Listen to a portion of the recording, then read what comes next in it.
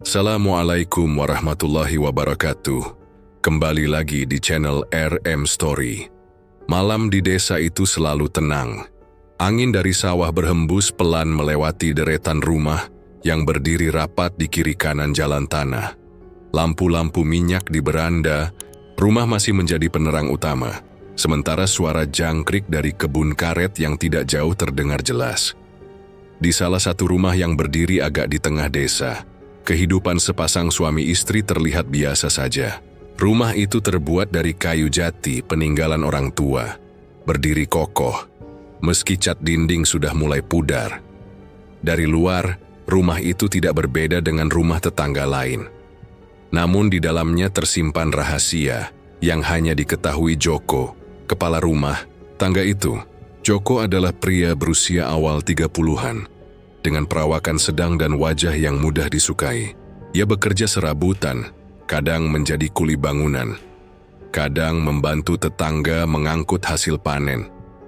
Siti, istrinya, adalah perempuan sederhana yang mengurus rumah tangga dengan sabar. Mereka memiliki seorang anak kecil berusia 3 tahun yang selalu berlari-lari di halaman rumah, membuat suasana terlihat hidup. Bagi tetangga, keluarga itu tampak rukun. Tidak ada tanda-tanda masalah besar. Semua orang menganggap Joko sebagai suami yang bertanggung jawab, meski tidak kaya. Namun kenyataannya tidak sesederhana itu. Diam-diam Joko menjalin hubungan gelap dengan Ratmi, perempuan yang sering disebut-sebut sebagai yang paling cantik di desa. Ratmi sudah lama dikenal suka mencari perhatian laki-laki. Senyumannya manis, tubuhnya terawat, dan ia tahu bagaimana memanfaatkan kecantikannya. Banyak lelaki tergoda padanya, tapi tidak ada yang bisa benar-benar mengikat. Joko, dengan segala keterbatasan, terjerat juga. Awalnya hubungan itu hanya sekadar pelarian. Joko yang bosan dengan rutinitas rumah tangga mudah tergoda dengan rayuan Ratmi. Setiap kali mereka bertemu, Joko memberi uang sekadar untuk membeli kebutuhan kecil. Sebagai gantinya, Ratmi memberikan tubuh dan perhatian. Pertemuan-pertemuan itu berlangsung sembunyi-sembunyi. Biasanya di rumah kosong milik kerabat Ratmi yang jarang ditinggali. Joko selalu pulang dengan wajah datar, berusaha menutupi rasa bersalah di hadapan Siti. Suatu sore, setelah membantu tetangga mengangkut gabah, Joko diam-diam menuju rumah kosong itu. Ratmi sudah menunggu di dalam dengan wajah yang dihias riasan. "Tipis kamu terlambat mas," kata Ratmi dengan nada manja. "Maaf, aku tadi ditahan Pak RT. Ada urusan sebentar," jawab Joko sambil meletakkan dompet di meja. Ratmi mengambil uang yang disodorkan Joko. "Segini saja?" tanyanya dengan nada tidak puas. "Untuk sementara segitu dulu. Minggu depan kalau ada kerjaan lagi aku tambah," kata Joko. Ratmi tersenyum tipis. "Ya sudah, tapi aku bosan kalau terus-terusan begini." Perkataan itu membuat Joko sedikit kaget. Ia menatap Ratmi, mencoba membaca maksudnya. Namun Ratmi hanya menunduk, memainkan rambutnya, dan tidak menjelaskan lebih lanjut. Malam itu berlalu tanpa pertengkaran, tapi ucapan Ratmi terus teringat di kepala Joko. Hari-hari berikutnya berjalan seperti biasa. Di rumah, Siti sibuk mengurus anak dan pekerjaan rumah tangga. Ia tidak pernah curiga pada tingkah Joko. Bagi Siti, suaminya adalah orang sederhana yang hanya fokus mencari nafkah. Sesekali Siti merasa heran ketika Joko pulang lebih malam. Tapi ia selalu percaya dengan alasan pekerjaan tambahan. Kepercayaan itu membuat Siti tidak pernah menanyakan lebih jauh. Namun di dalam hati Joko, rasa bersalah perlahan tumbuh. Ia sering memandang wajah anaknya yang tertidur pulas di malam hari dan merasa dadanya sesak. Ia tahu apa yang dilakukannya salah, tapi sulit berhenti. Ratmi terlalu menggoda, dan ia merasa ada sesuatu yang membuatnya terus kembali. "Mas, kenapa sering melamun?" tanya Siti suatu malam saat mereka hendak tidur. "Tidak apa-apa. Aku cuma mikirin kerjaan besok," jawab Joko singkat. "Kerja terus yang dipikirin. Jangan lupa istirahat. Kalau sakit siapa yang mau bantu aku?" ucap Siti sambil menepuk lengan suaminya. Iya, aku tahu, kata Joko sambil memalingkan wajah. Dialog singkat itu terasa sepele, namun bagi Joko seperti tusukan halus. Ia sadar istrinya benar-benar mempercayai dan menyayanginya. Rasa bersalah membuatnya sulit tidur malam itu. Beberapa minggu kemudian, Ratmi mulai menunjukkan sikap yang berbeda. Ia tidak lagi puas dengan uang yang diberikan Joko. Ia mulai meminta lebih banyak dan sering mengungkit posisi Siti. Mas, sampai kapan aku begini? Ku capek harus sembunyi-sembunyi. Kalau memang serius, ceraikan istrimu, ucap Ratmi dengan nada tegas. Joko terkejut. Jangan bicara sembarangan. Aku tidak mungkin lakukan itu. Kenapa tidak? Aku juga perempuan, Mas. Aku punya harga diri. Aku tidak mau terus-terusan jadi yang kedua. Ratmi menatap tajam. Sudahlah, Ratmi. Kita jalani saja seperti biasa. Tidak usah dibesar-besarkan, kata Joko mencoba menenangkan. Aku tidak bisa, Mas. Kalau kamu tidak serius, lebih baik aku berhenti. Ucapan Ratmi seperti ancaman yang membuat Joko terdiam. Ia sadar bahwa hubungannya sudah keluar kendali. Namun ia juga tidak bisa begitu saja lepas. Setiap kali Ratmi marah, Joko merasakan cengkeraman kuat di dalam pikirannya. Di rumah Siti mulai merasakan perubahan. Joko sering tampak gelisah, lebih sering diam dan mudah tersentak ketika diajak bicara. Siti mencoba menanyakan, tapi Joko selalu menolak menjawab. Mas, apa kamu ada masalah di kerjaan? Tanya Siti pelan suatu malam. Tidak ada, aku cuman capek, jawab Joko sambil menutup mata. Kalau ada apa-apa jangan dipendam, aku ini istrimu, kata Siti mencoba mendekat. Aku bilang tidak ada, Sit, jangan tanya terus, suara Joko meninggi. Siti terdiam. Ia tidak pernah mendengar suaminya bicara dengan nada seperti itu. Ia hanya menunduk, lalu mematikan lampu dan tidur membelakangi Joko. Malam itu, Joko duduk lama menatap langit-langit kamar. Ia tahu Siti tersinggung, tapi ia tidak bisa mengendalikan diri.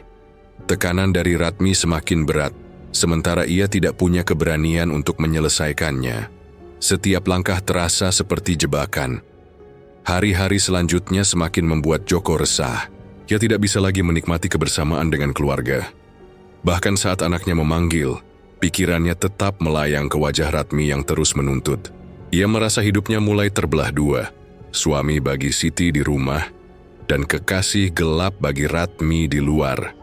Sore itu, ketika matahari hampir tenggelam, Joko duduk di teras rumah sendirian.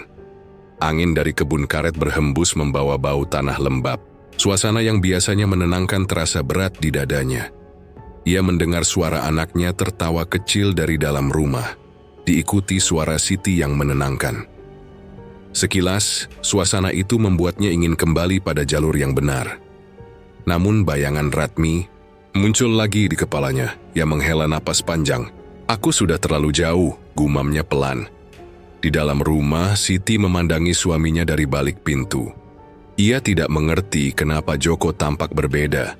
Senyum suaminya semakin jarang, matanya sering kosong, dan ia seperti menyembunyikan sesuatu. Siti tidak berani menanyakan lagi, tapi hatinya dipenuhi tanda tanya. Malam pun turun, membawa ketenangan yang semu. Hari-hari Joko berjalan seperti biasa di mata tetangga. Ia tetap bekerja serabutan, membantu orang panen, atau ikut mengangkut kayu. Namun di dalam batinnya, ada rasa takut yang tumbuh semakin besar. Setiap kali pulang, ia mencoba bersikap normal di hadapan Siti dan anaknya. Siti masih belum menyadari perubahan besar yang terjadi. Ia hanya sesekali melihat Joko melamun, lalu menganggap itu karena lelah bekerja. Namun kegelisahan itu tidak bisa Joko sembunyikan lama. Pada suatu malam, saat langit desa ditutupi awan kelabu dan udara lembab menyelimuti, Ratmi datang ke rumah Joko. Kedatangannya tidak biasa. Ia mengetuk pintu dengan keras, membuat Joko yang sedang duduk di ruang depan terlonjak. Mas, buka pintunya. Aku mau bicara. Suara Ratmi terdengar jelas. Joko berdiri kaku. Siti sudah tertidur di kamar bersama anak mereka. Ia panik, takut Siti terbangun. Dengan langkah cepat, ia membuka pintu dan menarik Ratmi masuk. "Kenapa kamu datang ke sini malam-malam?" "Begini," bisik Joko dengan suara penuh kecemasan. "Aku tidak peduli, Mas. Aku sudah muak harus sembunyi-sembunyi. Aku mau jawaban sekarang." Ratmi menatap tajam. "Jawaban apa lagi? Kita kan sudah sepakat cukup seperti ini saja," ucap Joko mencoba menahan suaranya tetap rendah. "Aku bukan barang mainan, Mas Joko. Aku perempuan, aku punya harga diri. Kalau memang kamu serius, ceraikan istrimu dan nikahi aku." Ratmi berkata lantang, membuat Joko langsung menutup mulutnya dengan tangan. "Jangan bicara keras-keras, nanti Siti dengar," kata Joko panik. "Aku tidak peduli, aku bosan, aku tidak mau lagi hanya jadi simpanan." Ratmi menepis tangannya dengan kasar. Joko terdiam, keringat dingin muncul di pelipis. Ia tidak pernah menduga Ratmi akan sekeras, "Gini, dengar Ratmi. Aku tidak bisa menceraikan Siti, aku punya anak. Jangan paksa aku," suara Joko bergetar. "Kalau begitu aku yang akan paksa. Aku akan bongkar semuanya di depan orang sekampung. Biar semua tahu kelakuanmu. Ku akan buat semua orang tahu kamu suami brengsek." Ratmi berkata penuh amarah. Kata-kata itu membuat Joko seperti kehilangan napas. Ia membayangkan tetangga mencibir, nama baiknya hancur, dan keluarganya tercerai-berai. "Jangan begitu, Ratmi. Kumohon, jangan lakukan itu," Joko berusaha menenangkan. "Kalau tidak mau dengar aku, maka tunggu saja. Kamu akan menyesal." Ratmi menatapnya sekali lagi lalu berbalik pergi. Pintu rumah kembali tertutup. Joko berdiri mematung di ruang depan, wajahnya pucat. Suasana malam yang tadinya sunyi kini terasa mencekam. Ia mendengar nafasnya sendiri yang terengah-engah, seolah habis berlari jauh. Di kamar, Siti menggeliat kecil namun tidak terbangun. Joko melangkah pelan masuk melihat istri dan anaknya tidur pulas. Ada rasa bersalah yang menekan dadanya semakin berat. Ia duduk di tepi ranjang, menunduk menutupi wajah dengan kedua tangan. Malam itu ia tidak bisa tidur. Kata-kata Ratmi terus bergema di telinganya. "Ceraikan istrimu, aku akan bongkar semuanya, kamu akan menyesal." Joko menggertakkan gigi mencoba menyingkirkan bayangan itu. Tapi semakin ia menolak, semakin jelas suara Ratmi terdengar. Keesokan paginya, Joko terlihat lelah. Matanya merah, tubuhnya letih. Siti sempat menanyakan, "Mas, kamu sakit? Kok pucat sekali?" "Tidak apa-apa, mungkin kurang tidur," jawab Joko singkat. "Kamu sering begitu akhir-akhir ini. Kalau ada yang dipikirkan, cerita sama aku," ucap Siti dengan lembut. "Sudah kubilang tidak ada. Jangan tanya terus," kata Joko sambil berdiri dan keluar rumah. Siti hanya bisa menatap punggung suaminya yang pergi dengan langkah berat. Ia merasakan ada sesuatu yang tidak beres, tapi tidak tahu apa. Hari-hari setelah ancaman itu, Joko hidup dalam ketakutan. Setiap kali melewati jalan desa, ia merasa semua mata menatapnya. Setiap kali ada orang berbisik, ia menduga mereka sedang membicarakannya. Malam hari pun tidak berbeda. Bayangan Ratmi sering muncul, bahkan ketika Joko sedang duduk sendirian di teras. Suatu malam, Joko memberanikan diri menemui Ratmi lagi. Ia ingin menenangkan situasi, berharap Ratmi berubah pikiran. Pertemuan itu berlangsung di rumah kosong tempat biasa mereka bertemu. "Aku datang bukan untuk main-main, Ratmi. Mau kita bicarakan baik-baik," kata Joko membuka pembicaraan. "Baik-baik? Kamu pikir aku main-main juga?" Ratmi menatap dengan senyum sinis. "Kumohon jangan sampai kamu bongkar semua ini. Aku punya anak, Ratmi. Aku tidak bisa kehilangan keluargaku," ucap Joko dengan nada putus asa. "Kalau kamu takut kehilangan keluargamu, kenapa kamu mendekatiku dari awal?" balas Ratmi dingin. "Itu salahku. Aku akui. Tapi aku mohon jangan hancurkan hidupku. Kalau kamu mau uang, aku akan usahakan lebih banyak." Joko mencoba bernegosiasi. "Aku bukan butuh uangmu lagi, Mas. Aku butuh kepastian. Kalau tidak, aku yang akan tentukan jalan kita, kata Ratmi sambil berdiri dan melangkah pergi. Joko terduduk lemas. Ia sadar, Ratmi benar-benar serius. Tidak ada lagi jalan mudah keluar dari masalah ini. Malam-malam berikutnya, Joko semakin sulit tidur. Setiap kali menutup mata, wajah Ratmi dengan tatapan marah selalu muncul. Bahkan ketika ia sedang duduk di ruang depan, ia merasa ada yang mengawasinya. Ketika angin malam masuk lewat celah jendela, ia seakan mendengar suara lirih memanggil namanya. Siti beberapa kali mencoba mendekat. Mas, kamu sering kelihatan ketakutan. Sebenarnya kenapa? Tidak ada apa-apa, Sid. Jangan pusing mikirin aku, jawab Joko dengan mata kosong. Kamu bukan lagi seperti dulu. Aku takut, Mas, suara Siti bergetar. Joko hanya terdiam, tidak sanggup memberi jawaban. Di luar, suasana desa tetap sunyi. Kebun karet di belakang rumah hanya mengeluarkan suara serangga malam. Namun bagi Joko, kesunyian itu justru membuatnya semakin tertekan. Ia merasa sendirian dalam masalah besar, tanpa ada tempat untuk lari. Malam kembali turun, membawa udara dingin yang menusuk. Joko terbaring di ranjang, namun matanya tetap terbuka. Di sampingnya, Siti dan anaknya sudah tertidur. Joko menggenggam erat selimut, dadanya naik turun cepat. Bayangan Ratmi berdiri di depan pintu rumah terus menghantui pikirannya. Kata-katanya terngiang jelas, seakan diucapkan tepat di telinganya. Aku akan bongkar semuanya.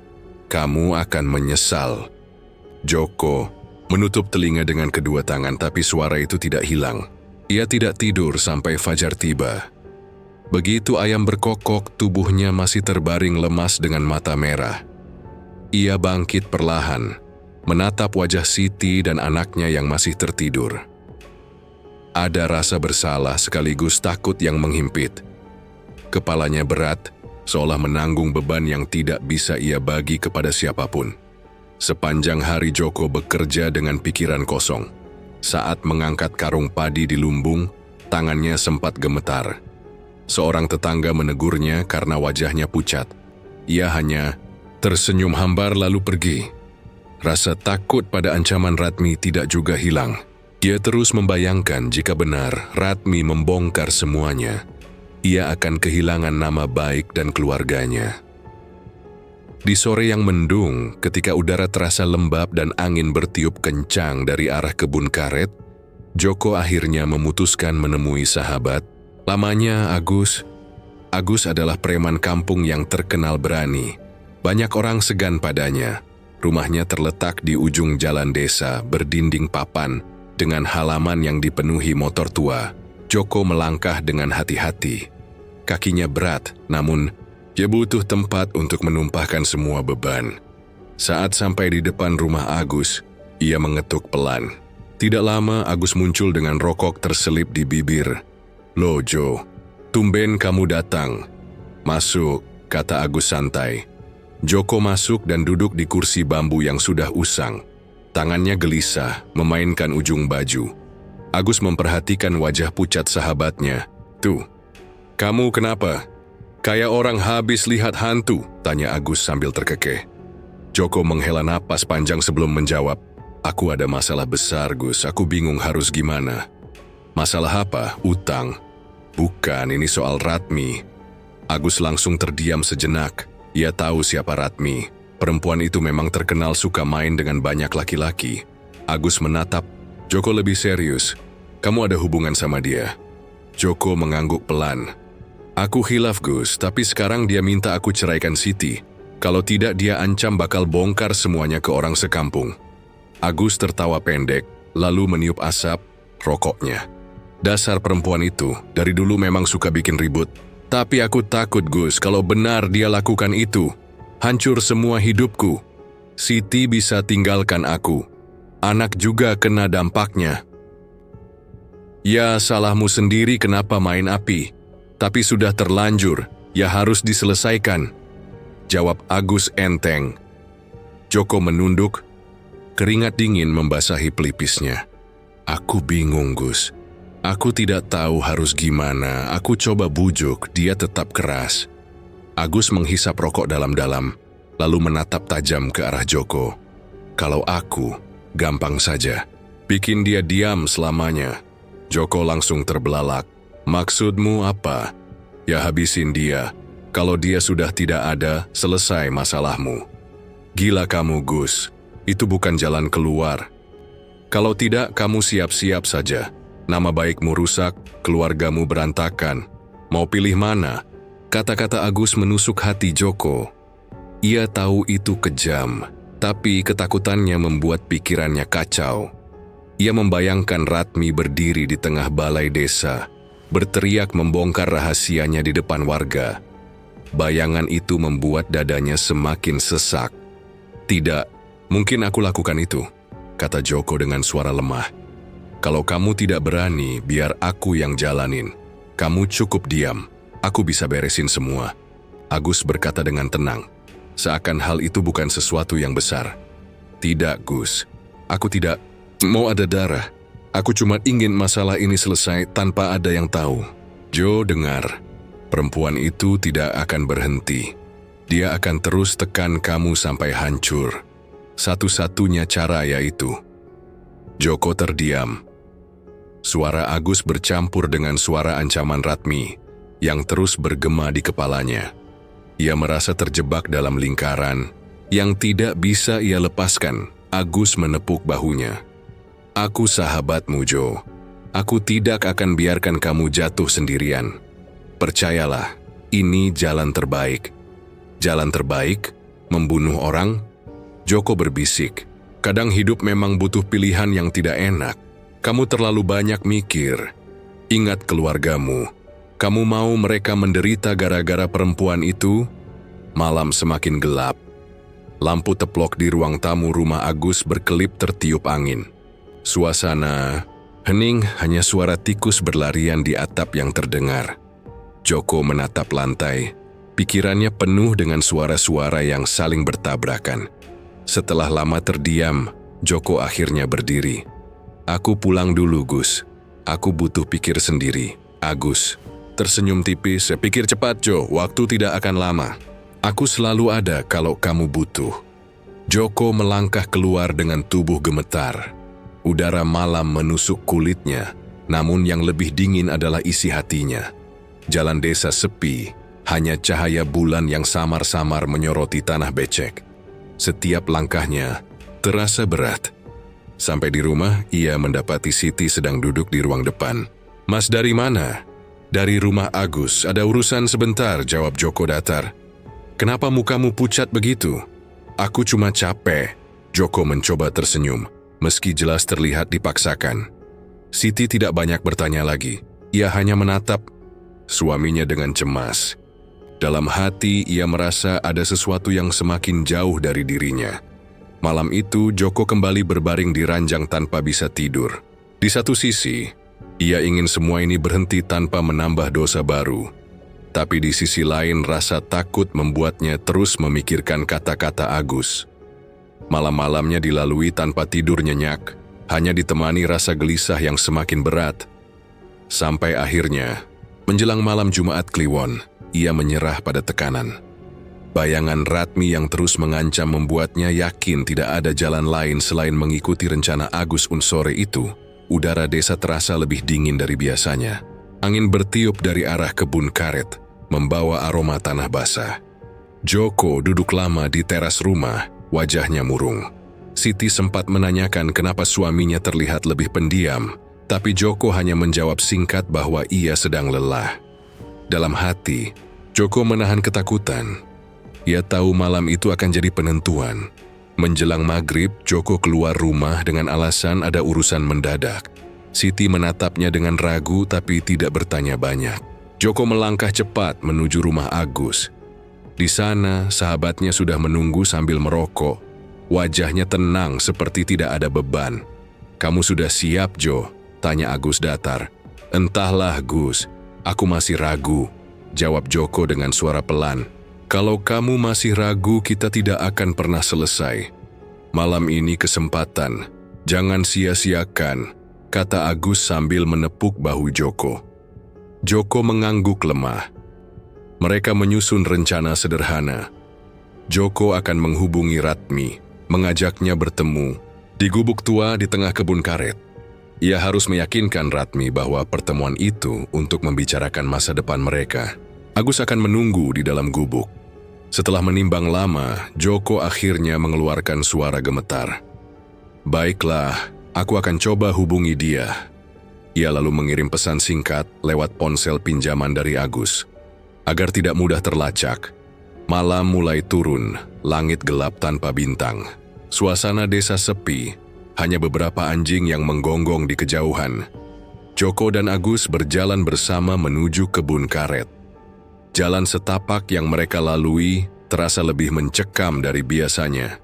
Suara dedaunan bergesekan tertiup angin seperti bisikan-bisikan. Halus gubuk tua yang dituju akhirnya terlihat. Bangunan kayu rapuh itu berdiri di tengah kebun yang sunyi. Atapnya sudah berlubang, sebagian dindingnya miring. Dari kejauhan gubuk itu tampak seperti bayangan hitam di tengah pohon-pohon karet. Agus masuk lebih dulu, memastikan keadaan sepi. "Aku tunggu di dalam, kamu bawa dia ke sini," katanya singkat. Joko hanya mengangguk, meski dadanya terasa makin sesak. Beberapa menit kemudian, suara langkah terdengar mendekat. Ratmi muncul dengan gaun sederhana dan wajah yang penuh keyakinan. Ia percaya Joko akhirnya akan menuruti keinginannya. "Mas, kamu benar mau bicarakan serius malam ini?" tanya Ratmi dengan nada penuh harap. "Iya, Rat. Ayo masuk, kita bicara." "Di dalam." "Di luar terlalu terbuka," jawab Joko dengan senyum dipaksakan. Begitu Ratmi melangkah ke dalam gubuk, Agus langsung muncul dari sudut gelap. Dengan cepat ia membekap mulut Ratmi. Perempuan itu kaget dan meronta keras, mencoba melepaskan diri. Namun tenaga Agus jauh lebih kuat. "Apa-apaan ini, Mas?" Suara Ratmi tertahan di balik tangan Agus. "Diam, Rat. Jangan teriak," kata Joko gugup. "Tolong lepasin aku." Ratmi meronta, matanya menatap Joko dengan marah. Namun permintaan tolong itu tidak digubris. Agus mendorong tubuh Ratmi ke lantai kayu yang berdebu. Tangisannya pecah, suara lirihnya penuh ketakutan. "Jo, kamu serius mau terusin ini? Jangan setengah hati," bentak Agus. Joko terdiam, dadanya berdegup kencang. Ia tahu langkahnya sudah terlalu jauh untuk mundur. Dengan wajah pucat, ia akhirnya ikut menahan tangan Ratmi. Perempuan itu menangis terseduh, air matanya bercampur debu lantai. Malam itu Joko dan Agus memperlakukan Ratmi dengan keji. Tangisan dan permohonannya tidak membuat mereka berhenti. Setelah tubuh Ratmi lemas tak berdaya, Agus berdiri sambil mengeluarkan pisau belati dari balik pinggangnya. "Sekarang saatnya. Kamu jangan ragu," katanya dingin. "Gus, jangan, mungkin masih ada cara lain," ucap Joko dengan suara bergetar. "Sudah terlambat, Jo. Kalau tidak, kita berdua yang habis," jawab Agus tajam. Tanpa menunggu jawaban lagi, Agus menempelkan pisau ke leher Ratmi. Perempuan itu berteriak lirih, matanya memohon kepada Joko. "Mas, jangan, aku mohon." Namun tidak ada belas kasihan yang tersisa. Agus menggorok leher Ratmi dengan sekali tarikan keras. Darah muncrat deras membasahi lantai kayu dan tangan mereka. Joko menutup wajah dengan telapak tangan, tubuhnya gemetar. Ratmi terkulai dengan mata terbuka lebar, napas terakhirnya keluar dengan suara lirih yang memutus hati. Beberapa saat hening, hanya suara napas berat Joko dan Agus yang terdengar. Agus lalu menarik tubuh Ratmi keluar gubuk. "Ayo bantu aku kubur dia sekarang," perintahnya. Dengan langkah goyah, Joko mengikuti. Mereka menyeret tubuh Ratmi ke belakang gubuk, menggali tanah dengan cangkul kecil yang sudah disiapkan Agus. Tanah lembab cepat menempel di tangan dan pakaian mereka. Joko hampir muntah, tapi Agus terus mendesak. "Cepat, Jo. Jangan lama-lama. Bisa ada orang lewat," katanya. Akhirnya, tubuh Ratmi dimasukkan ke dalam lubang dangkal. Tanah ditimbun kembali seadanya. Bau amis darah masih terasa menyengat, bercampur dengan bau tanah basah. Joko berdiri kaku menatap gundukan tanah itu, wajahnya pucat pasi. Agus menepuk bahunya. Sudah selesai, tidak ada yang tahu. Pulanglah, seolah tidak ada apa-apa. Mereka berjalan pulang dengan pakaian kotor penuh tanah. Jalan desa yang sepi terasa semakin panjang malam itu. Joko tidak mengucapkan sepatah kata pun. Wajah Ratmi yang penuh tangis terus muncul di kepalanya. Sesampai di rumah, Joko mencuci tangan dan mengganti pakaian tanpa bicara. Siti yang baru bangun melihatnya dengan heran. "Mas, kenapa bajumu kotor begitu?" "Aku tadi bantu Agus di kebun." "Tidak apa-apa, Sit. Tidurlah lagi," jawab Joko cepat. Siti menatapnya sejenak, lalu kembali ke kamar tanpa bertanya lebih. Jauh, Joko duduk lama di ruang depan, menatap kosong ke arah pintu. Udara malam yang dingin menusuk kulitnya, tapi jauh lebih dingin perasaan di dalam dadanya. Ia tahu sesuatu sudah berubah. Ia pulang membawa beban besar yang tidak bisa ia lepaskan. Hari-harinya tetap berjalan, tapi di dalam hati ada rasa sesal yang menghantui. Wajah Ratmi terus muncul, terutama setiap kali malam tiba. Sekuat apapun ia mencoba menutup mata, bayangan itu selalu datang. Beberapa minggu berlalu, rumah yang sebelumnya terasa hidup perlahan berubah. Siti mulai sering merasa ada yang aneh. Malam-malamnya tidak lagi tenang. Ketika ia sedang menidurkan anak, tiba-tiba terdengar suara lirih dari arah sumur di belakang rumah. Suara itu terdengar seperti tangisan perempuan yang sedang kesakitan. Awalnya Siti mengira itu hanya perasaan, tapi suara itu muncul berulang. Kali suatu malam Siti memberanikan diri berbicara pada Joko. "Mas, tadi aku dengar ada suara orang nangis dari belakang rumah, dari arah sumur." Joko terkejut tapi cepat menutupi. Itu paling suara kucing, Sid, jangan terlalu dipikir." "Tapi suaranya jelas sekali, Mas. Kayak orang minta tolong," ucap Siti dengan wajah cemas. "Sudahlah, jangan takut. Di desa ini banyak suara aneh malam-malam. Tidak usah dihiraukan," kata Joko sambil memalingkan wajah. Siti masih ragu, tapi ia memilih diam. Ia tidak ingin memperpanjang pembicaraan, meski hatinya tidak tenang.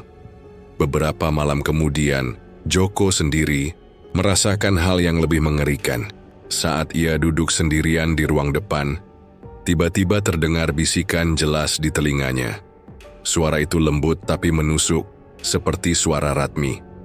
"Mas Joko, kenapa kamu tegah?" Joko melonjak kaget, menoleh ke kiri dan kanan, tapi tidak ada siapa pun. Tubuhnya gemetar, keringat dingin bercucuran. Ia menutup wajah dengan tangan, berusaha menenangkan diri. Namun suara itu muncul lagi.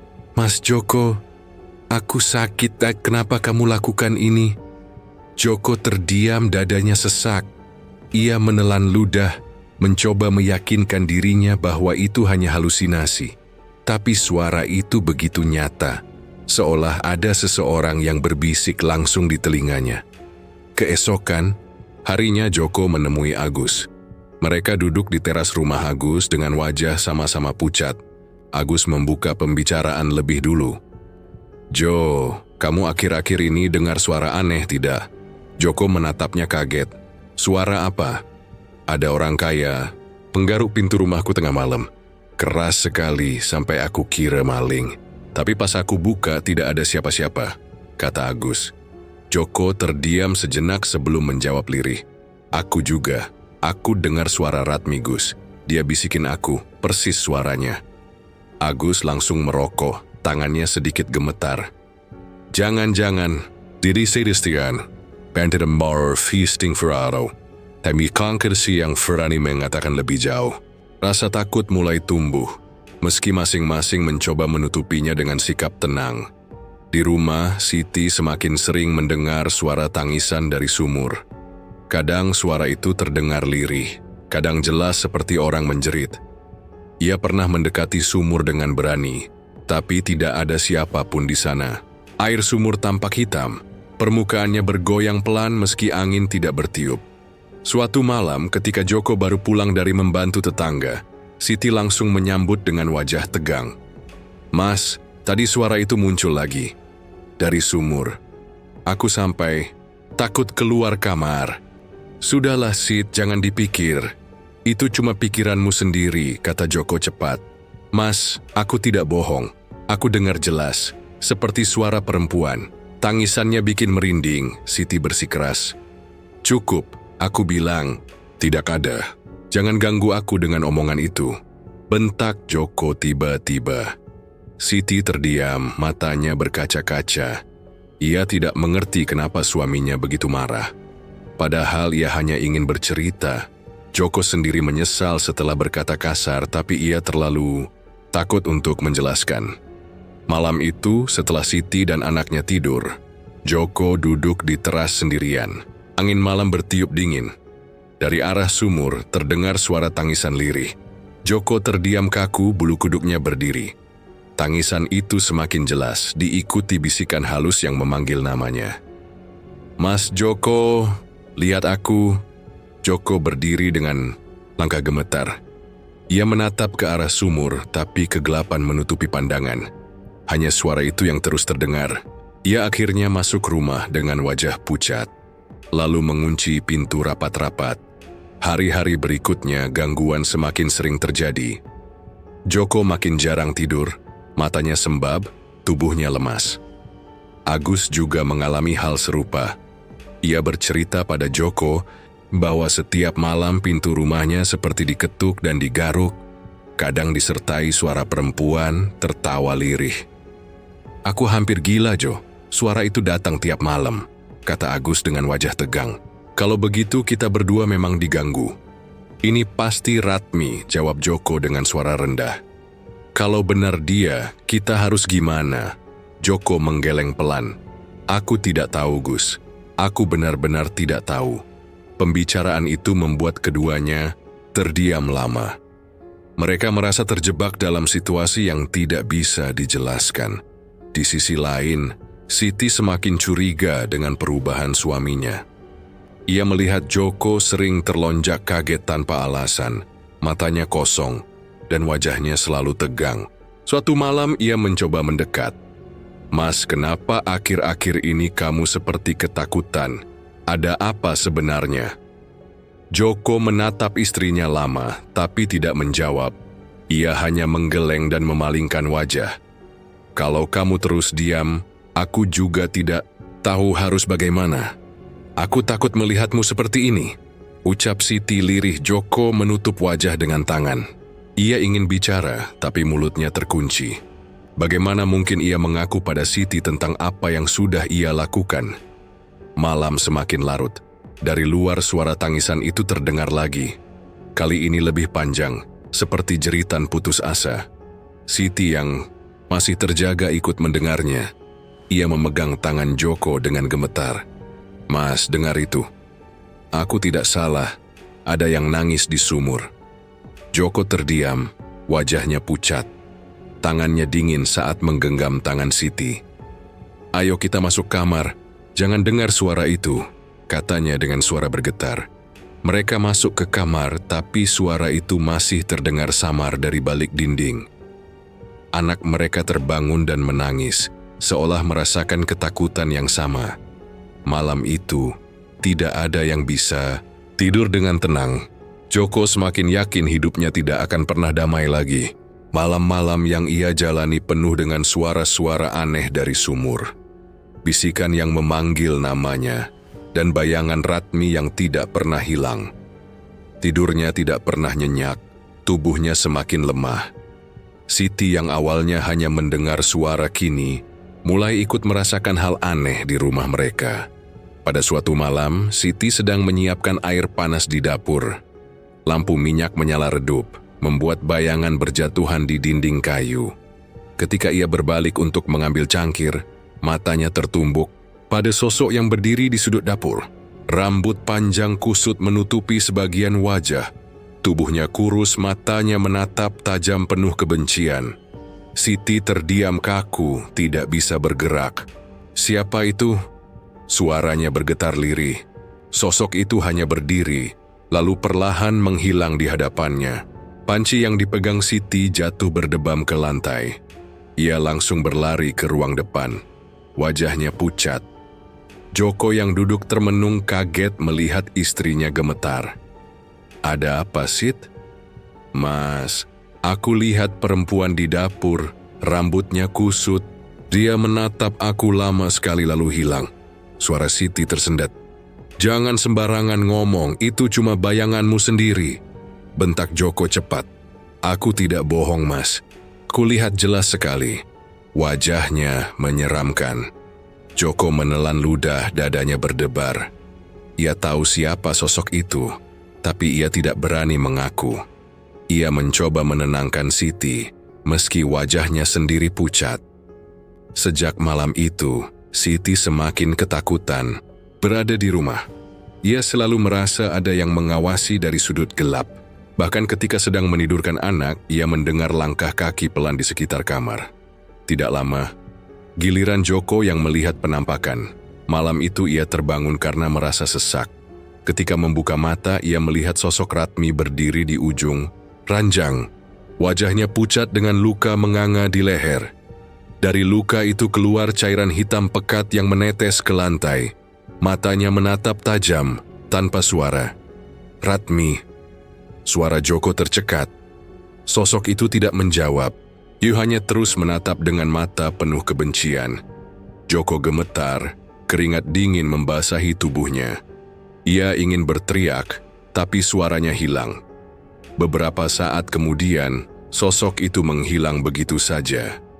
Pagi harinya, Joko duduk lemas di teras rumah. Siti menghampiri dengan wajah bingung. "Mas, kenapa wajahmu pucat begitu?" Joko menggeleng. "Aku tidak apa-apa." "Kamu tidak bisa terus bilang begitu. Aku tahu ada yang kamu sembunyikan." "Aku lihat juga, Mas. Aku tidak gila," kata Siti keras. Joko menunduk, tidak sanggup menatap istrinya. Hari-hari mereka semakin penuh ketakutan. Siti tidak berani masuk dapur sendirian. Joko selalu gelisah setiap malam. Anak mereka sering menangis tanpa sebab, menunjuk ke arah sudut kamar yang kosong. Semua itu membuat rumah yang tadinya tenang berubah jadi tempat yang mencekam malam. Berikutnya, Joko kembali diganggu. Ia sedang duduk di ruang depan ketika tiba-tiba lampu minyak padam. Ruangan gelap, hanya cahaya bulan yang samar masuk dari celah jendela. Dari kegelapan, sosok Ratmi muncul perlahan. Kali ini lebih dekat, tepat di depan wajahnya.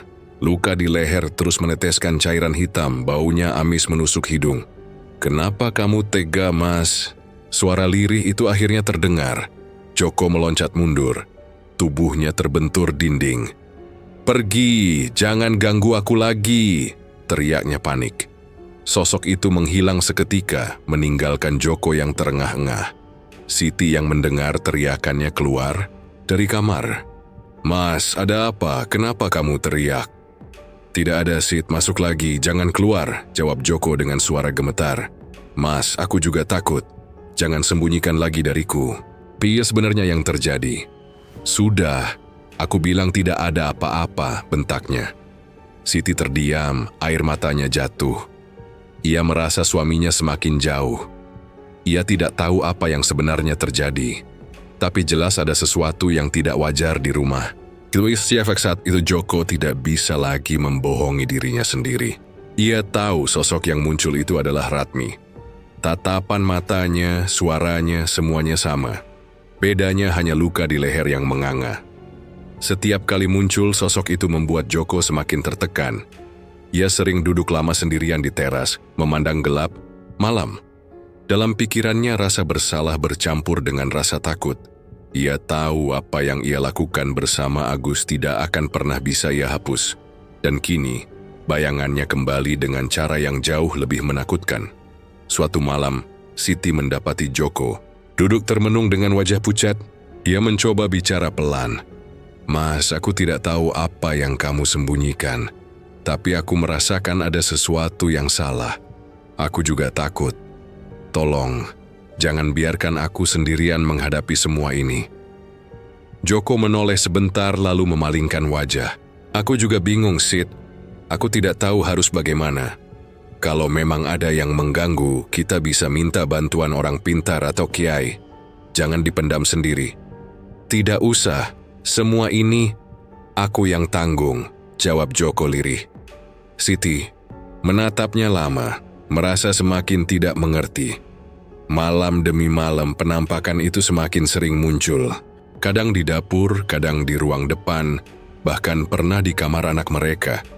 Sosok itu selalu sama.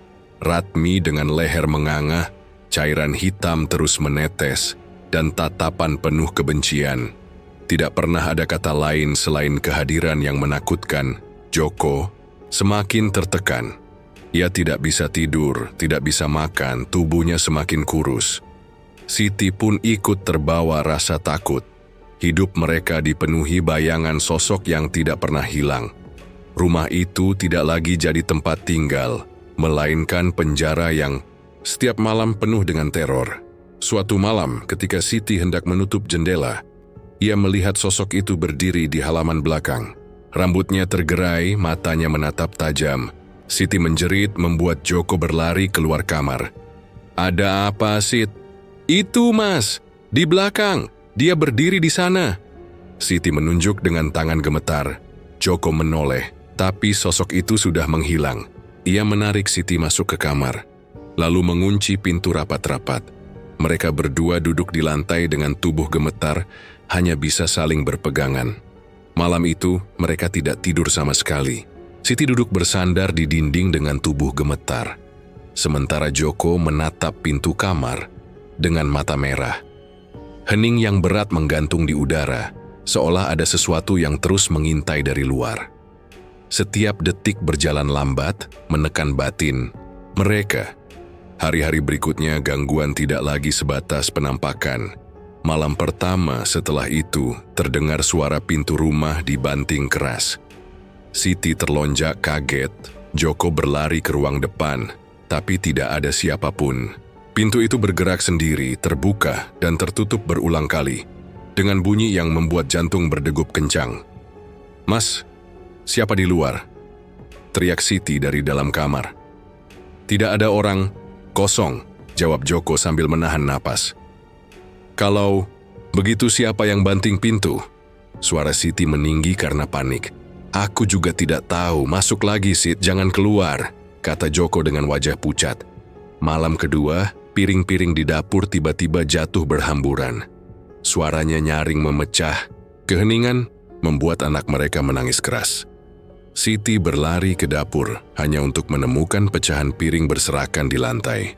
Tidak ada angin, tidak ada orang, tapi semuanya hancur seakan dilempar dengan paksa. Mas, lihat ini. Siapa yang bikin? Siti menunjuk pecahan dengan tangan gemetar. Jangan tanya, kita masuk saja. Jangan tinggal di sini, kata Joko, menarik lengan istrinya dengan kasar. Malam ketiga lebih parah. Anak mereka menangis histeris menunjuk ke sudut kamar yang kosong. Matanya melebar, tubuhnya gemetar, seakan melihat sesuatu yang orang lain tidak bisa lihat. Mas, dia kenapa? Kenapa anak kita terus menunjuk ke sana? Siti hampir menangis. Joko menatap sudut ruangan itu. Tidak ada apa-apa di matanya, hanya gelap. Tapi bulu kuduknya berdiri.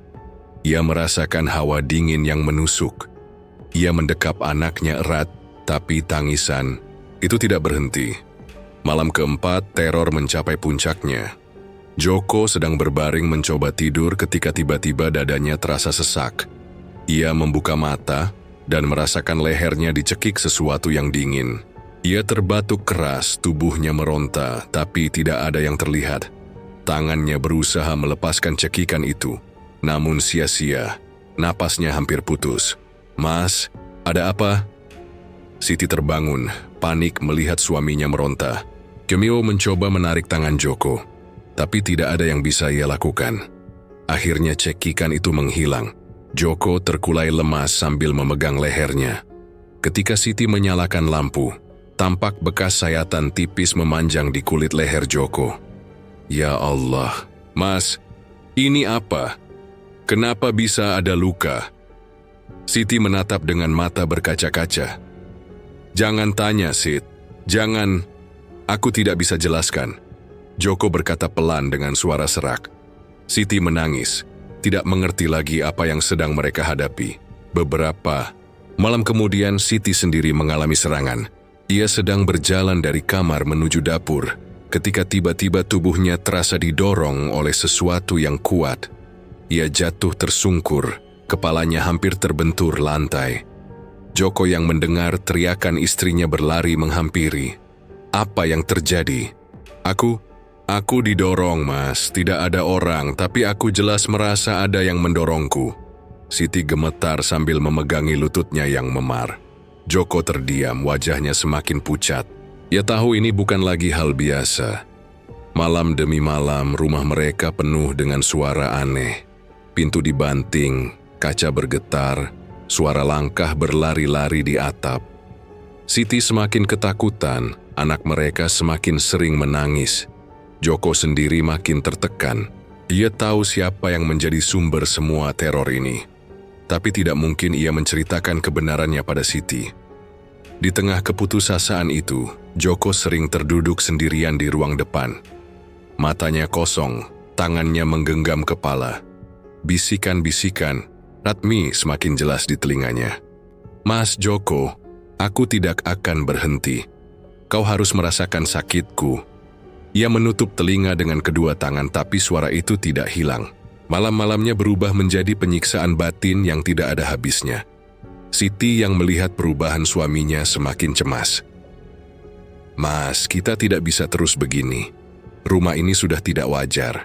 Kita harus cari pertolongan. Joko menggeleng keras. Tidak ada yang bisa menolong kita. Semua ini harus aku tanggung sendiri. Kenapa kamu selalu bilang begitu? Apa yang sebenarnya kamu sembunyikan? Siti menatapnya dengan mata penuh air mata. Joko terdiam, bibirnya bergetar, tapi tidak ada kata yang keluar. Ia hanya menunduk, tenggelam dalam rasa bersalah. Malam itu teror kembali datang. Pintu rumah terbuka sendiri, terbanting keras hingga dinding bergetar. Piring di rak jatuh bersamaan, pecah berkeping-keping. Angin dingin berhembus masuk membuat lampu minyak berkelip-kelip. Siti memeluk anak mereka erat menangis ketakutan. Mas, aku tidak kuat lagi. Apa yang terjadi dengan rumah ini? Joko hanya berdiri kaku, matanya menatap kosong ke arah pintu yang terbuka lebar. Dalam hatinya, ia tahu ini bukan sekadar gangguan biasa. Tubuhnya bergetar, napasnya pendek. Ia merasa terjebak, tidak ada jalan keluar. Setiap serangan yang datang membuatnya semakin yakin bahwa semua ini tidak akan berhenti. Ratmi menuntut, dan ia tidak tahu bagaimana cara menghentikannya. Malam berakhir dengan ketakutan yang semakin pekat. Siti duduk memeluk anaknya, masih menangis pelan. Joko hanya terduduk di pojok kamar. Wajah pucat, lehernya masih terasa sakit bekas cekikan yang tidak terlihat. Hening di rumah itu seakan menekan dada mereka, membuat tidur tak lagi mungkin. Beberapa hari berikutnya, Joko tidak kuat menahan tekanan. Suara-suara aneh, pintu yang dibanting, tangisan dari sumur, penampakan Ratmi dengan luka menganga di leher. Semuanya membuatnya hampir gila. Ia tahu dirinya tidak bisa menghadapi ini sendirian. Pada suatu sore, dengan wajah lelah, ia memberanikan diri menemui Agus. Mereka duduk di bangku kayu depan rumah Agus. Rokok menyala di tangan Agus, asapnya mengepul ke udara. Wajahnya tidak jauh berbeda dengan Joko. Pucat, mata merah, dan tubuh kurus. Gus, aku tidak kuat lagi. Setiap malam ada saja gangguan. Aku hampir tidak tidur berhari-hari, kata Joko dengan suara serak. Aku juga sama, Jo. Pintu rumahku tiap malam seperti digaruk. Suara ketawa itu bikin aku mau gila, balas Agus sambil menunduk. Kita harus cari pertolongan. Kalau dibiarkan, kita bisa mati ketakutan, ujar Joko pelan. Agus menghela napas panjang. Kamu ada usul? Ada Mbah Karto. Katanya dia bisa urus hal-hal begitu. Kita coba datangi dia, jawab Joko dengan penuh harap. Agus mengangguk. Baiklah, kalau memang itu jalan satu-satunya, ayo kita ke sana. Malam itu juga, mereka berdua mendatangi rumah Mbah Karto. Rumahnya terletak agak jauh di pinggir desa, dekat dengan area persawahan. Bangunannya tua, berdinding bambu, dengan bau kemenyan samar-samar tercium bahkan dari luar pagar. Lampu teplok di beranda menyala redup, membuat suasana semakin menyeramkan. Mbah Karto menyambut mereka dengan tatapan tajam. Rambutnya putih panjang, kulitnya keriput, dan matanya dalam. "Kalian datang malam-malam begini. Ada apa?" tanyanya dengan suara berat. Joko menunduk hormat. "Mbah, kami butuh pertolongan. Kami diganggu arwah yang tidak tenang." Mbah Karto memperhatikan wajah mereka satu persatu. "Ceritakan semuanya." Dengan suara gemetar, Joko menceritakan mulai dari suara tangisan di sumur, bisikan yang memanggil namanya, hingga penampakan Ratmi. Agus menambahkan tentang pintu rumah yang digaruk dan suara tawa perempuan. Mbah Karto terdiam lama, lalu mengangguk pelan. "Kalau yang kalian hadapi arwah orang mati dalam keadaan penuh dendam, itu memang berat. Tapi biar aku coba." Malam itu juga, Mbah Karto melakukan ritual. Ia membakar kemenyan, menggelar tikar pandan di ruang depan rumah Joko. Rajah ditulis di atas kertas kuning dengan tinta hitam, lalu dibacakan mantra panjang. Bau kemenyan memenuhi ruangan, membuat udara semakin pengap. "Kalian gantungkan rajah ini di pintu depan rumah. Jangan dilepas sebelum aku bilang," kata Mbah Karto sambil menyerahkan kertas itu. "Apakah ini akan membuat arwah itu pergi, Mbah?" tanya Joko penuh harap. "Setidaknya akan menahannya agar tidak masuk terlalu jauh. Tapi aku perlu lihat perkembangannya," jawab Mbah Karto tegas.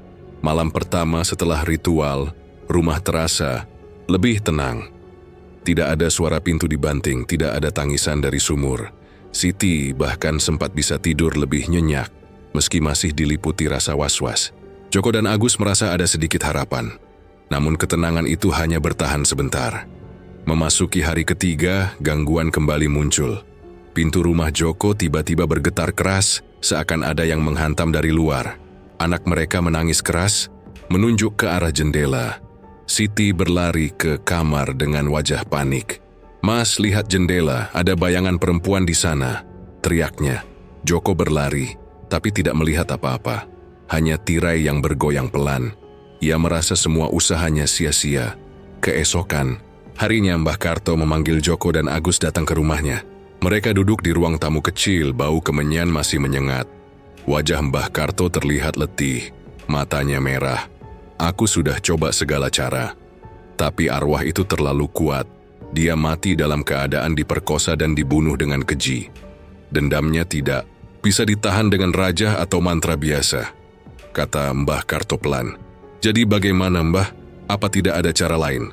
Joko hampir menangis. Mbah Karto menggeleng. "Kalian sudah cari mati dengan perbuatan kalian. Arwah itu tidak akan tenang sampai dendamnya selesai. Aku tidak sanggup lagi. Jangan begitu, Mbah. Tolong kami. Aku tidak kuat kalau begini," terus pinta Agus dengan suara keras. "Pergi dari sini, jangan datang lagi. Aku tidak mau ikut terseret dalam dosa kalian," kata Mbah Karto sambil menunjuk ke arah pintu. Joko dan Agus saling pandang dengan wajah pucat. Mereka tidak punya pilihan selain keluar dari rumah itu. Udara malam terasa lebih dingin. Angin berhembus dari sawah membawa suara serangga yang nyaring. Jalan pulang terasa panjang. Langkah kaki mereka berat. Di perjalanan, Agus bersuara pelan. "Jo, kita sudah habis, tidak ada lagi yang bisa nolong." "Jangan bilang begitu. Pasti ada cara," jawab Joko, meski suaranya tidak yakin. "Kalau dukun sekuat Mbah Karto saja menyerah, siapa lagi yang bisa?" Agus menghela napas panjang. Sampai di rumah, Joko mendapati Siti duduk di ruang depan dengan wajah cemas. "Mas, Mbah Karto bisa bantu?" tanyanya penuh harap. Joko terdiam lalu menggeleng lemah. "Tidak, Sit, dia bilang tidak sanggup." Siti menutup mulut dengan tangan, air matanya jatuh. "Kalau begitu, kita harus bagaimana, Mas? Aku takut sekali." "Aku juga tidak tahu," jawab Joko lirih. Malam itu kembali sunyi, tapi bukan ketenangan yang terasa. Hawa dingin menempel di dinding rumah Joko. membuat siapapun yang berada di dalamnya tidak bisa merasa nyaman. Siti masih duduk di kamar, mencoba menenangkan anak mereka yang terus menangis. Joko sendiri hanya terdiam di ruang depan, wajahnya kusut, pikirannya kosong. Di saat yang sama, di rumah yang tidak jauh dari sana, Agus merasakan malam itu berbeda. Angin berhembus lebih kencang, membuat daun-daun di halaman rumahnya bergesekan nyaring. Ia sedang duduk sambil merokok, berusaha mengusir rasa takut yang sudah berminggu-minggu menempel. Tapi malam itu, ketenangan rokok pun tidak bisa menolongnya. Tiba-tiba, semua pintu dan jendela di rumahnya bergetar keras lalu menutup rapat. Suara gedebuk terdengar keras seakan dikunci dari dalam. Agus berdiri panik mencoba membuka pintu depan tapi tidak bisa. "Siapa di luar? Jangan main-main!" teriaknya. Tidak ada jawaban, hanya suara tawa lirih perempuan yang menggema dari segala arah. Suara itu jelas suara Ratmi, membuat bulu kuduk Agus berdiri. Ia berlari ke jendela, mencoba membuka tapi sama saja, tertutup rapat. Lampu rumahnya padam tiba-tiba menyisakan kegelapan total. "Setan, jangan ganggu aku, pergi kau!" Agus berteriak sambil meraba meja, mencari benda apapun yang bisa ia gunakan. Tawa itu semakin keras, memenuhi setiap sudut rumah. Agus mengangkat kursi bambu, mengayunkannya ke arah gelap seolah ingin menakut-nakuti sesuatu yang tak terlihat. Tapi saat ia melangkah mundur, tiba-tiba lehernya terasa seperti digores benda tajam. "Arg!" teriaknya, tangannya langsung memegang leher. Darah hangat mengucur deras membuat tubuhnya goyah. Di tengah kegelapan, ia merasa tubuhnya terangkat lalu dibanting keras ke dinding. Tulangnya berderak. Rasa sakitnya membuat ia hampir kehilangan kesadaran. "Ratmi, jangan, ampuni aku." Suaranya melemah, sebelum tubuhnya kembali dilempar berkali-kali hingga remuk. Pagi harinya warga desa digemparkan oleh penemuan mayat Agus. Tubuhnya tergeletak di lantai rumah, penuh luka memar. Lehernya menganga seperti disayat benda tajam. Matanya melotot, wajahnya penuh ketakutan. Orang-orang berdiri terpaku, sebagian berbisik, sebagian membaca doa. Kabar itu cepat sampai ke telinga Joko. Saat seorang tetangga datang membawa berita, wajah Joko langsung pucat. Ia terduduk di lantai, tubuhnya gemetar.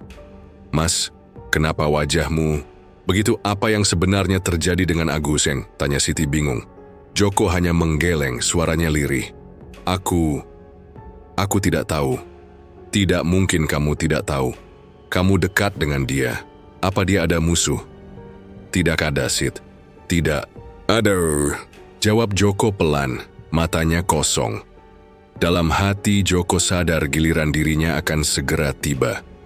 Rasa takut yang selama ini menghantui kini menjadi nyata di depan mata. Malamnya Joko mengurung diri di kamar. Ia mengunci pintu rapat-rapat, menutup jendela dengan kain tebal. Siti yang bingung hanya bisa duduk di samping anak mereka, tidak berani banyak bertanya. Joko duduk di pojok kamar, tubuhnya gemetar. Keringat dingin mengalir di wajahnya. Ketika suasana mulai hening, hawa dingin masuk begitu saja ke kamar itu. Siti merasakan bulu kuduknya berdiri. Ia menoleh ke arah pintu lalu terperanjat. "Mas, itu, lihat." Suaranya bergetar. Joko menoleh dan seketika tubuhnya kaku. Sosok Ratmi berdiri di depan pintu kamar. Wajahnya pucat, rambut panjangnya kusut dan luka menganga di lehernya. Terus mengeluarkan cairan hitam yang menetes ke lantai. Matanya menatap tajam penuh kebencian. "Ratmi," suara Joko tercekat. Siti menutup mulut, menahan jeritan. Sosok itu tidak bergerak, hanya terus menatap. Lalu perlahan melangkah ke arah Joko. Dengan langkah gemetar, Joko mundur. Tapi sosok itu semakin dekat. "Tolong, jangan lagi, jangan ganggu aku." Joko memohon dengan suara parau. Arwah Ratmi tidak menjawab. Tangannya yang pucat meraih lengan Joko, menariknya dengan kekuatan gaib yang tidak bisa ditolak. Joko menjerit, tubuhnya terseret keluar kamar, melewati ruang depan lalu pintu rumah terbuka sendiri. "Mas, jangan!" Siti berteriak sambil mencoba mengejar. tapi tubuhnya seperti terpaku di tempat. Joko diseret menuju kebun karet, tepat ke arah gubuk tua tempat semua dosa dimulai. Malam gelap, hanya cahaya bulan samar menerangi jalan. Setiap langkah terasa berat, tubuhnya melayang tanpa bisa melawan. Sampai di belakang gubuk, arwah itu berhenti. Joko dipaksa berlutut di atas tanah yang sudah ia gali dulu malam, ketika mengubur Ratmi. Sosok itu menatapnya lama, lalu tangannya yang dingin meraih leher Joko. "Mas Joko." Suara lirih itu terdengar, penuh dendam. Cekikan kuat menghimpit lehernya. Napas Joko tersengal, matanya melotot, tangannya berusaha melepaskan tapi sia-sia. Ia hanya bisa meronta sebentar sebelum tenaganya habis. "Ratmi, aku salah." Kata-kata terakhir itu keluar dengan suara terputus. Arwah itu terus mencekik sampai tubuh Joko terkulai. Napasnya berhenti, matanya membeku dalam ketakutan. Tubuhnya tergeletak tepat di atas kuburan yang pernah ia gali dengan tangannya sendiri. Di desa, malam itu terasa lebih dingin dari biasanya. Angin dari arah kebun karet berhembus kencang, membuat dedaunan bergesekan nyaring. Siti duduk di kamar dengan anaknya, tubuhnya gemetar. Ia merasa ada sesuatu yang hilang, sekaligus ketakutan yang semakin menjadi-jadi. Joko tidak kembali sejak malam ia terseret keluar. Kini hanya tersisa ketakutan yang menghantui rumah itu. Hari-hari berikutnya, meski Joko dan Agus sudah mati, rumah Joko tidak pernah tenang. Setiap malam, suara tangisan perempuan terdengar jelas dari sumur belakang. Kadang terdengar di ruang depan, kadang di kamar. Suara itu tidak pernah berhenti. Barang-barang di rumah sering bergerak sendiri. Pintu terbanting, gelas pecah, dan lampu minyak mati tanpa sebab. Siti semakin putus asa, sementara anaknya semakin sering sakit-sakitan, menangis tiap malam. Suatu malam, Siti benar-benar tidak kuat lagi. Ia duduk di ruang depan dengan mata sembab. Anaknya tertidur di pangkuan. Air matanya jatuh deras.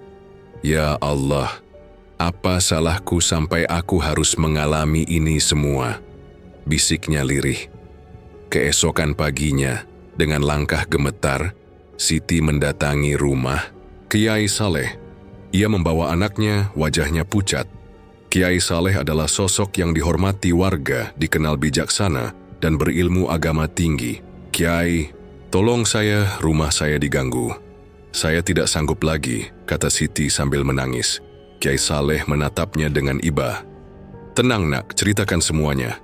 Siti menceritakan gangguan yang ia alami sejak kematian Joko.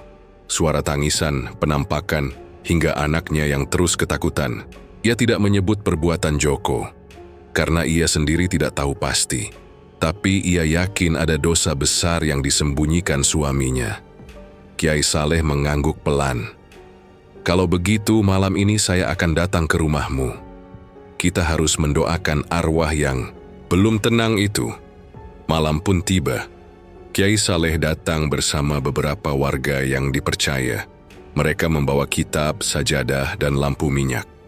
Suasana rumah sudah terasa berat sejak mereka masuk. Hawa dingin menempel di dinding, membuat siapapun yang masuk merinding. Di ruang tengah, Kiai Saleh duduk bersila. Warga lain ikut duduk melingkar. Siti berada di samping, memeluk anaknya erat. Lampu minyak menyala. Asap tipis dari kemenyan memenuhi udara. Doa mulai dibacakan. Suara tahlil menggema di ruangan itu, pelan tapi penuh keyakinan. Hawa dingin semakin kuat. Angin bertiup lewat celah dinding, membuat tirai berayun-ayun. Suara tangisan lirih terdengar dari arah sumur. Semakin lama semakin dekat. Siti menunduk, tubuhnya bergetar. Warga lain saling pandang dengan wajah pucat, tapi mereka terus membaca doa. Di tengah doa, Kiai Saleh tiba-tiba berhenti. Ia menoleh ke sudut ruangan yang gelap, lalu berbicara dengan suara tenang. "Wahai jiwa yang tersesat karena dendam, aku tahu sakitmu. Aku tahu kau mati dalam keadaan tidak adil. Tapi lihatlah, pelaku sudah mendapat balasan. Dendammu sudah terbalaskan. Jangan lagi engkau sebarkan ketakutan pada orang yang tidak bersalah. Suara tangisan terdengar jelas di dalam ruangan. Siti menutup telinga anaknya. Matanya penuh air mata. Kiai Saleh melanjutkan, "Kembalilah pada Tuhan. Minta ampunannya. Jangan biarkan dirimu terikat di dunia. Kami semua di sini mendoakanmu agar tenang." Tangisan itu berubah menjadi isak lirih, seperti suara perempuan yang akhirnya melepaskan beban. Hawa dingin perlahan memudar. Udara di rumah itu terasa lebih ringan. Lampu minyak yang sempat berkelip kini menyala stabil. Doa terus dibacakan hingga larut malam. Setiap ayat yang dilantunkan membuat suasana semakin tenang. Hingga akhirnya suara tangisan itu perlahan menghilang, semakin jauh, lalu lenyap sama sekali. Semua orang terdiam. Hanya suara nafas yang terdengar. Kiai Saleh menghela napas panjang lalu menoleh pada Siti. "Sudah nah, arwah itu pergi dengan tenang. Tidak akan ada lagi yang mengganggu." Siti menunduk, air matanya jatuh deras. "Terima kasih, Kiai. Saya tidak tahu harus bagaimana tanpa bantuan Kiai." "Bersyukurlah, nak. Jangan lupa doakan terus dia. Semoga Tuhan mengampuni dosa-dosanya." Keesokan, paginya Kiai Saleh mendapat petunjuk dalam tidurnya. Ia segera meminta warga menggali di belakang gubuk tua di kebun karet. Warga pun berbondong-bondong menuju sana, membawa cangkul dan linggis. Setelah menggali cukup dalam, mereka menemukan jasad perempuan dengan luka menganga di leher. Semua warga terperanjat. Mereka langsung sadar itu jasad Ratmi yang selama ini hilang.